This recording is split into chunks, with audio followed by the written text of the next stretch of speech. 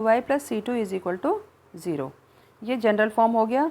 और इनके लिए कंडीशंस ये हो गई कि a1 b1 c1 a2 b2 c2 ये सभी रियल नंबर्स हैं, और a1 square plus b1 square not equal to 0 and a2 square plus b2 square is also not equal to 0। ये कंडीशन हो गई। तो इनको सॉल्व करने के जो मेथड्स हैं, सॉल्व करने का मतलब हुआ कि सॉल्यूशन निकालना। सॉल्यूशन हम किसी भी लीनियर इक्वेशन का किसको बोलते हैं? जब हम x और y की वैल्यू सब्स्टिट्यूट कर दें तो इक्वेशन की left hand side right hand side के बराबर आ जाए, उसको हम बोलते हैं सॉल्यूशन। अब यहाँ पे क्योंकि पेयर दे दिया गया है, पेयर दे दिया गया है, इसका मतलब हमें ऐसा सॉल्यूशन ढूंढना है जो दोनों इक्वेशंस को सेटिस्फाई करे। यानी दोनों ही इक्वेशंस में वो x की वैल्यू ढूंढनी है और वो y की वैल्यू ढूंढनी है, जिसको सब्स्टिट्यूट करने पर दोनों इक्वेशंस में लेफ़्ट हैंड साइड और राइट हैंड साइड बराबर हो जाए। तो हमें ऐसा एक कॉमन सॉल्यूशन ढूंढना है दोनों इक्वेशंस के लिए। तो इसके लिए जो डिफरेंट मेथड्स हैं to solve pair of linear equations in two variables, वो देख लेते हैं क्या क्या होते हैं। तो एक होता है ग्राफिकल मेथड और दूसरा होता है एल्जेब्रिक मेथड। ग्राफिकल मेथड आपको थोड़ा थोड़ा समझ में आ गया होगा कि हमें ग्राफ बनाना है, और जो एल्जेब्रिक मेथड है उसमें हमें सब्स्टिट्यूशन मेथड हम सीखेंगे, एक एलिमिनेशन सीखेंगे और एक क्रॉस मल्टीप्लिकेशन मेथड सीखेंगे। अब इनका जो बिहेवियर है, linear equations in two variables का बिहेवियर के बारे में अगर हम बात करें तो बिहेवियर हमें कैसे देखेंगे? इक्वेशंस, उनकी कंडीशंस देखेंगे, किस तरह की कंडीशंस होती हैं, और उनका ग्राफिकल बिहेवियर देखेंगे और एल्जेब्रिक बिहेवियर देखेंगे। तो ये बिहेवियर में इक्वेशंस तो आप समझ ही गए होंगे।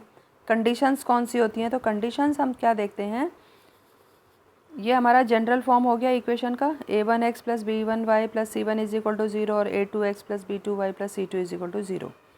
अब इसकी कंडीशन आप देखो, a1 upon a2 not equal to b1 upon b2 अगर आ जाता है तो इनका जो ग्राफ बनता है वो इंटरसेक्टिंग लाइंस बनेगा। ठीक है, मतलब कि पहली इक्वेशन का ग्राफ एक लाइन बन गया, दूसरी इक्वेशन का ग्राफ दूसरी लाइन बन गया, और ये दोनों लाइन इंटरसेक्ट हो जाएंगी अगर a1 upon a2 is not equal to b1 upon b2। और एल्जेब्रिक बिहेवियर की हम बात करें तो यूनिक सॉल्यूशन होगा। यूनिक सॉल्यूशन का मतलब है एक हमें x की वैल्यू मिल जाएगी और एक y की वैल्यू मिल जाएगी, सिर्फ एक ही सॉल्यूशन होगा। अब सेकेंड कंडीशन देखते हैं। सेकेंड कंडीशन है a1 upon a2 is equal to b1 upon b2 is equal to c1 upon c2। तो तीनों अगर बराबर हो गए तो इनका ग्राफिकल बिहेवियर देखो किस तरह का होगा। यहाँ पर जो लाइंस बनेंगी वो एक के ऊपर एक ओवरलैप करेंगी। ठीक है, ये देखो एक, और इसके ऊपर आकर के दूसरी लाइन भी ओवरलैप हो गई, तो इनको हम बोलते हैं कोइंसाइडिंग लाइंस। और एल्जेब्रिक बिहेवियर के बारे में बात करें तो हम इनको बोलते हैं इनफाइनाइटली मैनी सॉल्यूशंस। तो आपने दो केस देख लिए जहाँ पे a1 upon a2 not equal to b1 upon b2 था, तो यूनिक सॉल्यूशन आ गया, और तीनों अगर बराबर हो गए तो इनफाइनाइटली मैनी सॉल्यूशंस आ गए। थर्ड केस हम देखते हैं, इसमें है a1 upon a2 is equal to b1 upon b2, और थर्ड चीज़ जो है c1 upon c2 not equal to हो गया। नॉट इक्वल टू अगर हो गया c1 अपॉन c2 तो इनका जो ग्राफिकल बिहेवियर आएगा वो आ गया पैरेलल लाइंस। और एल्जेब्रिक सॉल्यूशन की बात करें, एल्जेब्रिक बिहेवियर, तो नो सॉल्यूशन। ऑब्वियसली आप देख रहे हो पैरेलल लाइंस अगर किसी भी पॉइंट पे मीट ही नहीं कर रही हैं तो सॉल्यूशन तो होगा ही नहीं इनका, है ना।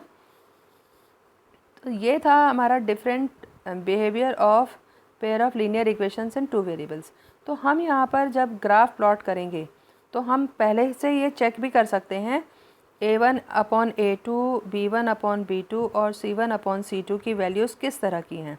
दोनों नॉट इक्वल हैं अगर a1 अपॉन a2 और b1 अपॉन b2 तो यूनिक सॉल्यूशन हो जाएगा, यानी कि हमें ग्राफ पता चल जाएगा कि भाई इंटरसेक्टिंग लाइंस बन जाएंगी।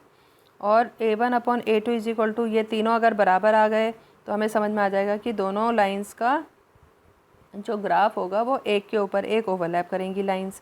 और तीसरा केस हमारा आ गया पैरेलल लाइंस।